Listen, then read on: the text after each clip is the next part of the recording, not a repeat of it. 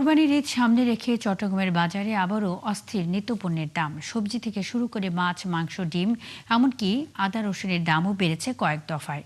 সরবরাহ সংকট আর পরিবহন খরচ বেড়ে যাওয়াকেই দায়ী করছেন বিক্রেতারা। আর বাড়তি দামে নাভিশ্বাস উঠেছে সাধারণ ক্রেতাদের। জহিরুল ইসলামের ক্যামেরায় আরও জানাচ্ছেন রাজীব বড়ুয়া। 72 ঘন্টা ময়েশ্চার লক সমৃদ্ধ লিলি বডি ওয়াশ, শিয়া বাটারের গুডনেস স্কিন রিপেয়ার করে রাখে সফট ও গ্লোয়িং। চট্টগ্রামের বাজারে প্রায় সব ধরনের সবজি বিক্রি হচ্ছে চড়া দামে। 100 টাকার নিচে মিলছে না কোনো সবজি। বিক্রেতারা বলছেন, বাজারে সরবরাহ কমে যাওয়ার পাশাপাশি পরিবহন খরচ বাড়ায় বাড়তি দামেই বিক্রি করতে হচ্ছে। ঝিঙ্গা, শসা, কাঁকরোল সহ বেশিরভাগ সবজি বিক্রি হচ্ছে কেজি প্রতি 100 থেকে 120 টাকা। শিম বিক্রি হচ্ছে 200 টাকা কেজি দরে। নতুন মৌসুমের কচুরছড়ার দামও উঠেছে 160 টাকা। 100 টাকার নিচে কোনো তরকারি কেজি, আপনার 100 টাকার নিচে কোনো কেজি নাই। 15,000 টাকা, 20,000 টাকা যেগুলো গাড়ি ভাড়া, 30,000 টাকা, 35,000 টাকা, সবগুলো মিলে সবগুলো আপনার সবজির মধ্যে খরচগুলো আছে। বাজারে বাড়তি ডিম, মাংস ও মুরগির দামও।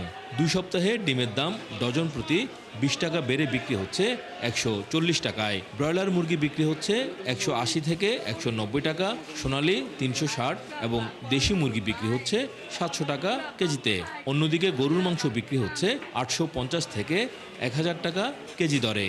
মেডিসিনের দাম, ফিডের দাম, বাসার দাম বাড়তি, ওই জন্য দামটা একটু বাড়ি গেছে। কুষ্টিয়া থেকে গরু আসতেছে, ঢাকা থেকে গরু আসতেছে, হ্যাঁ, জয়পুরহাট থেকে গরু আসতেছে, তো কস্টিং খরচ মিলে ওই কারণে 100 টাকা বাড়ছে। বঙ্গোপসাগরে মাছ ধরা বন্ধ থাকায় বাজারে কমেছে সামুদ্রিক মাছের সরবরাহ।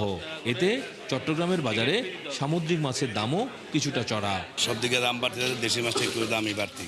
রুই মাছ আগে বিক্রি হচ্ছে 400, এখন 550, 500।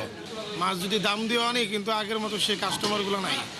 এই জন্য মাছ এনেও আমরা তেমনটা এক কথায় শান্তিতে নাই বলেই চলে। এদিকে খুচরা বাজারে 50 ও 20 টাকা বেড়ে আদা ও রসুন বিক্রি হচ্ছে 190 ও 150 টাকায়। আর পেঁয়াজের দাম প্রতি কেজি 40 টাকা। পাশাপাশি ঈদের আগে মশলার দামও চড়া। আগে ছিল